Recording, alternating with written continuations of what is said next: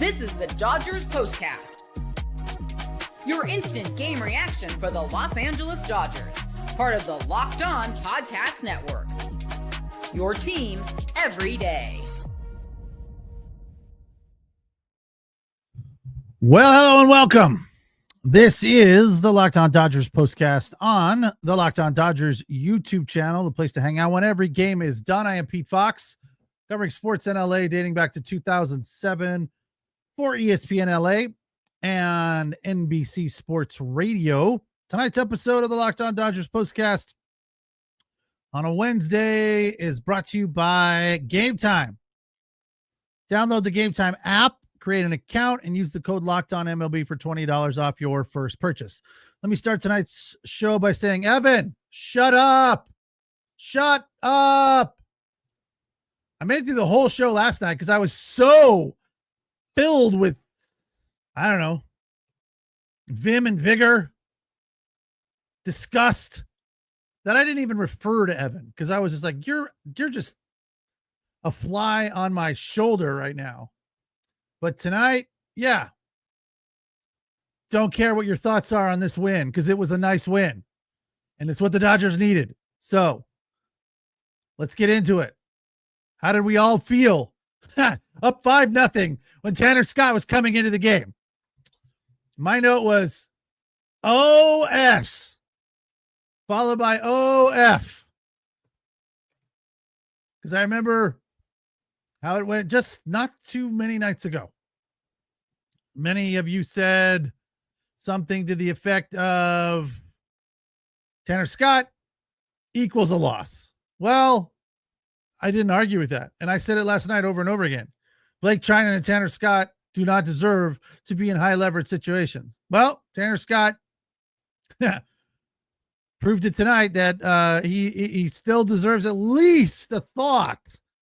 A glimmer of hope in what Tanner Scott did.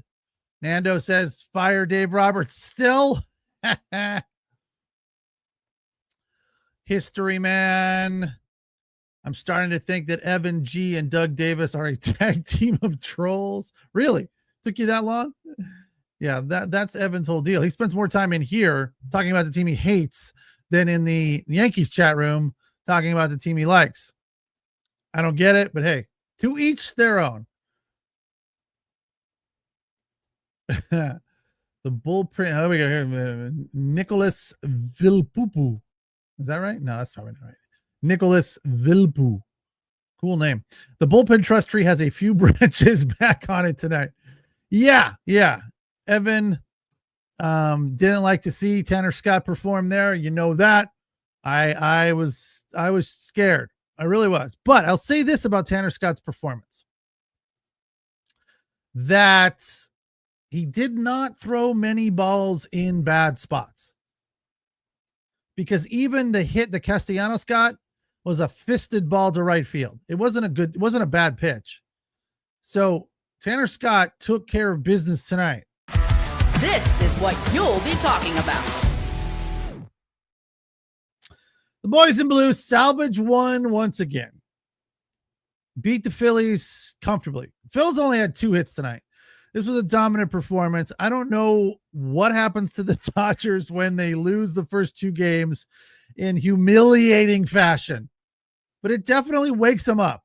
The problem being that if things finish the way they look right now, they'll be in the 3rd seed and they'll be playing a wild card game. And that means that the first series is 2 out of 3. So you lose the first 2 games, they'll be on a golf course or on a plane to Cabo. They will not be playing another 3rd game to try to get back in the series. 2 games and you're done in the wild card series. So losing the first 2 and then waking up too late. Sorry. Sayonara. And let's do this. This is the Locked On Player of the Game. Not even a question, not even close. Blake Snell was a beast tonight. I hope Shohei Ohtani saw that. Shohei Ohtani hit a home run, by the way, 51. Congratulations. That was awesome. Nice insurance. We like to see it. But from a pitching perspective, Shohei needs to take a note there. When Dave Roberts came out to get Blake Snell, he said, "Thank you for your concern, but kindly turn your ass around and head back to the dugout. We got this. I'm good." And guess what he did? He struck out whoever was up at that point to get out of that jam. That is how you do it. That is how I said last night many other Dodger pitchers would have handled it. I used the example of Clayton Kershaw. Not the whatever you think, coach, whatever you think, Skip. You know, you're the boss. No, I got the ball. I'm good. That's what we want, right? I don't know if you remember the movie Major League, kind of a crappy movie, but it's a cult classic. I think Serranos was his name. He hit that home run and he went hobbling down first base, insinuating that he has massive huevos rancheros. Yeah, that's what Blake Snell did. Check these out. That's what the Dodgers need. But again, the starting pitching has been fantastic. We're not worried about that. We are wetting our britches over the bullpen. So to see Tanner Scott come out tonight, do his job, felt good, right? It felt good. Like almost kind of unbelievable. Like, really? Really? I know it's 5-0. So you could say, I'm sure this is what the naysayers would say. I'm surprised Evan hasn't said it yet. There was a low leverage situation. Like it probably would have been different if it was 2-0, right? So, but to me, 5-0, like I said last night, 8-10 was the number that I felt comfortable. I think 5-0. I know it's not a load the bases and a one swing situation to tie the game, but last night we were up. Was it 4 or 3 last night? It was 4, right? Yeah, it was 4-0. In the blink of an eye, Robo gave it right back. And we were down 5-4. And then Enriquez came in and gave another home run, give it 6-4, make it 6-4. So blink of an eye. So we would not be the least bit surprised if Tanner Scott came in, walked 2 hitters, gave up a double, and then a home run, and it's, 5-4. Like that would not have been surprising to any of us. We'd have been like, yep, freaking Tanner Scott. But he didn't do that. The slider was working. He threw pitches in good spots. Unhittable for the most part. Even the Castellanos pitch which turned out to be a base hit, was a good pitch up and in. Castellanos fisted it off. He walked Harper on 4 pitches, and maybe that was a good thing. Maybe that was calculated. I'm not going to give this dude anything to hit, right? So another potential, hey, feather in its cap, tip of the cap. Good job. So all in all, from Tanner Scott, can't complain. And Blake Snell, 12 Ks. Let's go through them real quick because they were all over the place. Mostly curveballs, but what do we have? 4-seam, curve, slider, 4-seam. 4 of the first 6 strikeouts. Curve, 4-seam, curve, mixed in a changeup. And then curve, 4-seam, and he got the last strikeout was for 12 when he told Dave Roberts to beat it, Rummy. That was on a 4-seamer up, just blowing gas.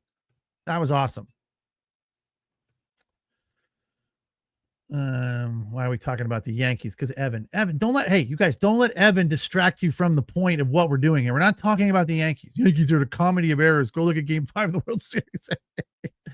I love it. Really, look, that's what sports are about. I don't much get into that whole back and forth,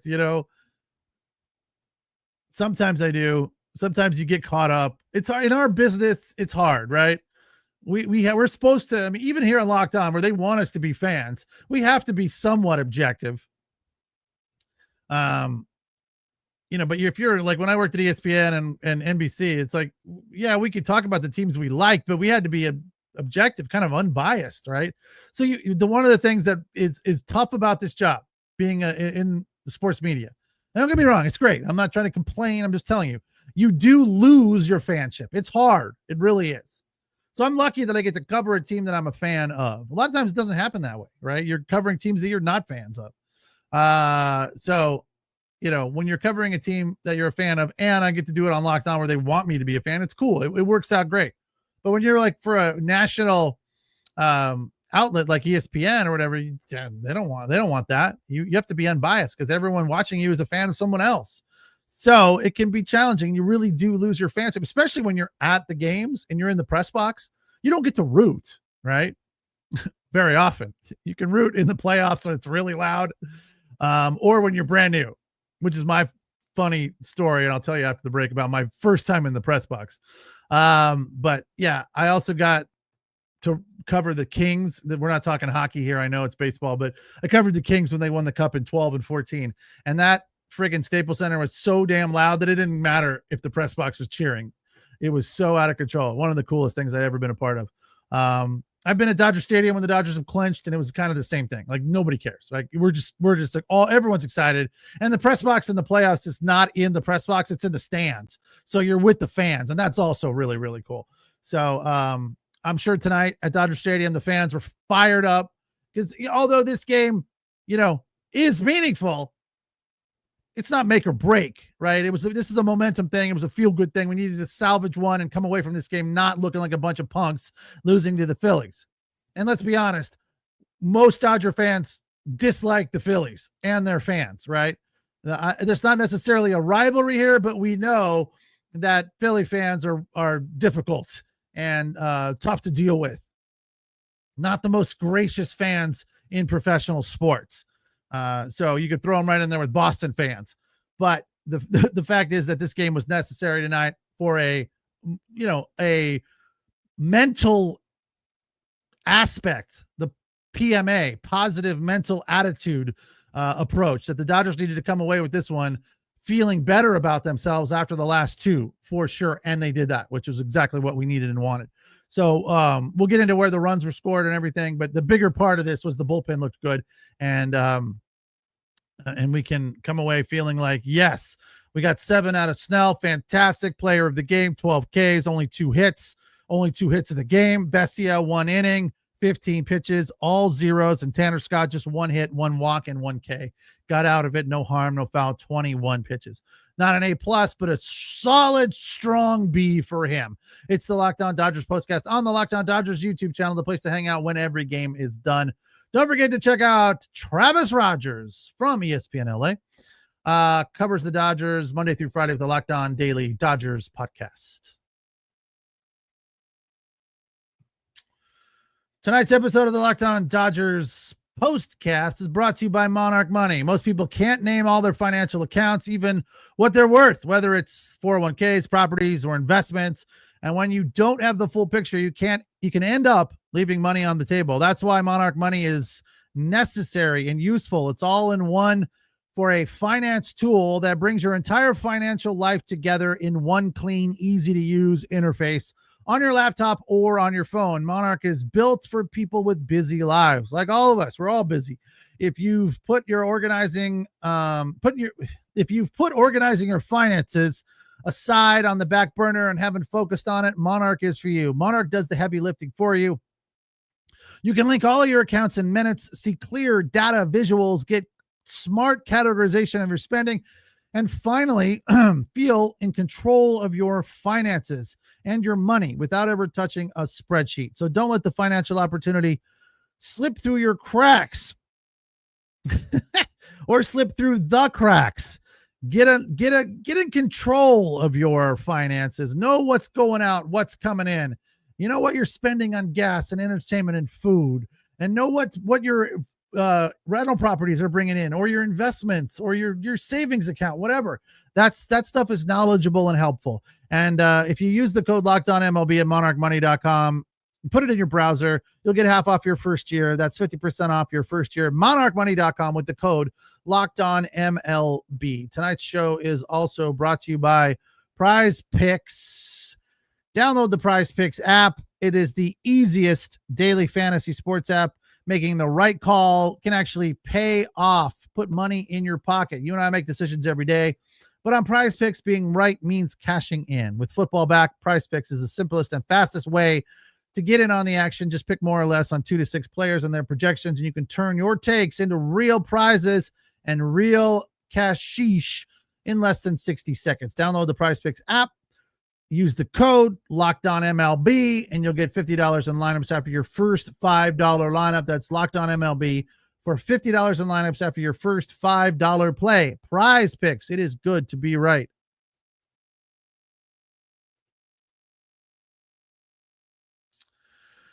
Dodgers shut out the Giants 5-0. Salvage one in this series, which is exactly what they needed. And to win this game this way, kind of comfortable, kind of like, hey, we still got it. We're okay. In spite of what happened yesterday and the day before, it's okay. We're good. You know, we turned the page, and today we came out and took care of business. And real quick, my story about my first time in the press box.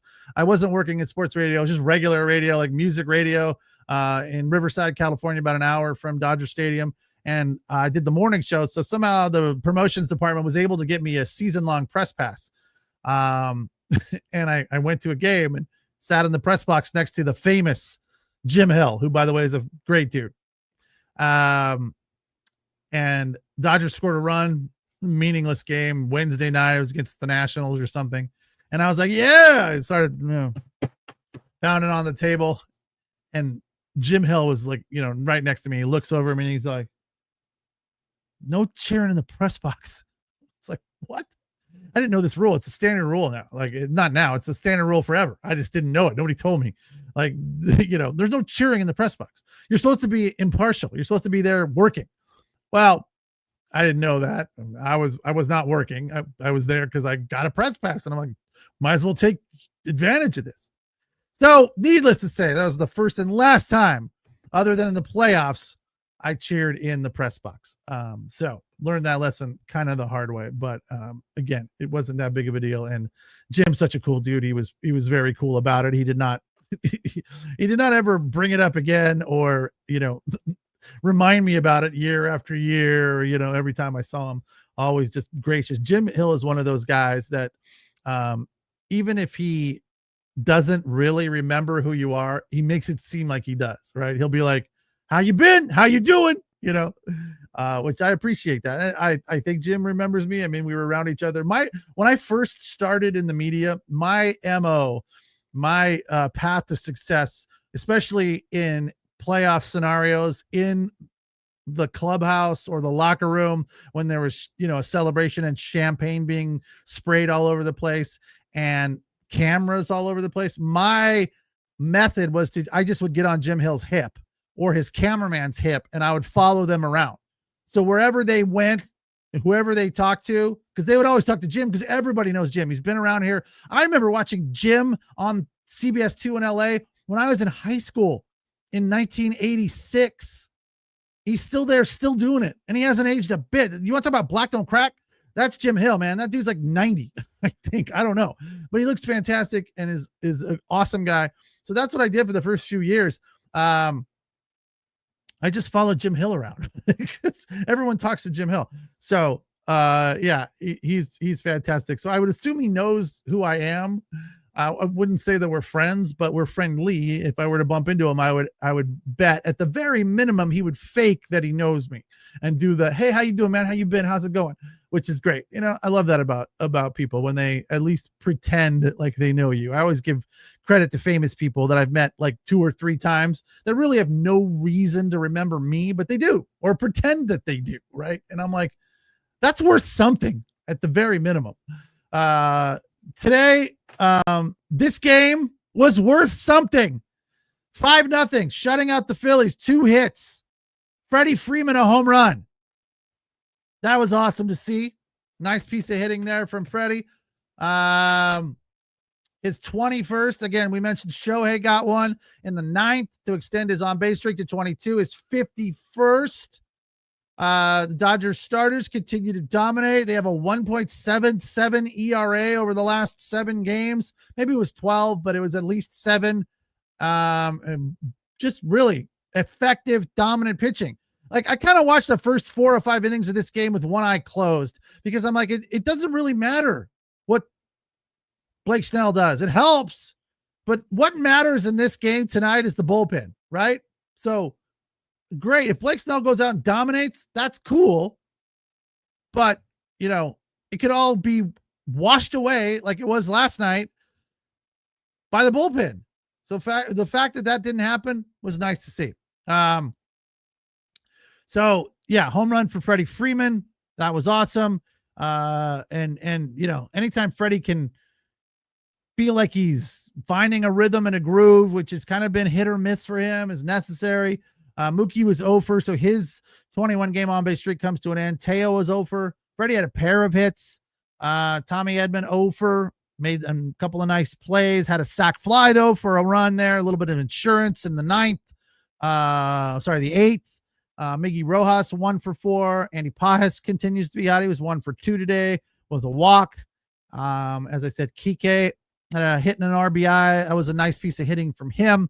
And Rortvet a hit and an RBI. So just about everybody in the lineup except for, what was it, Mookie and Tommy Edman, the only two that didn't get on base. That's a good night all around. Offense, defense. Yes. Give me more of that. 5-0 the final.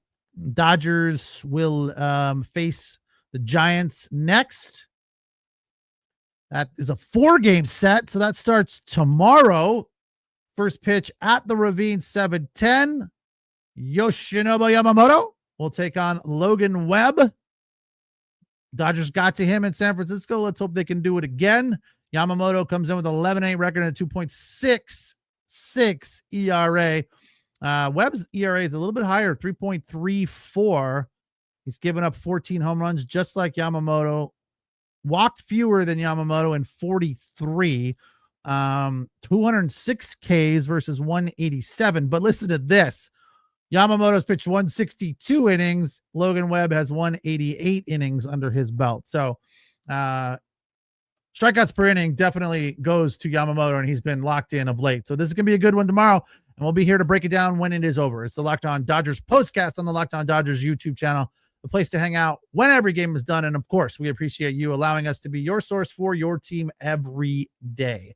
Thanks for watching. Thanks for listening. Appreciate the comments from everyone except Evan. Evan, you were a pill tonight, an absolute thorn in everyone's side. I've even had people suggest that I should block you. I'm not going to do that, but it's been suggested. So, anyway, that is what it is. All right, guys, have a good night. Take care. We'll talk tomorrow.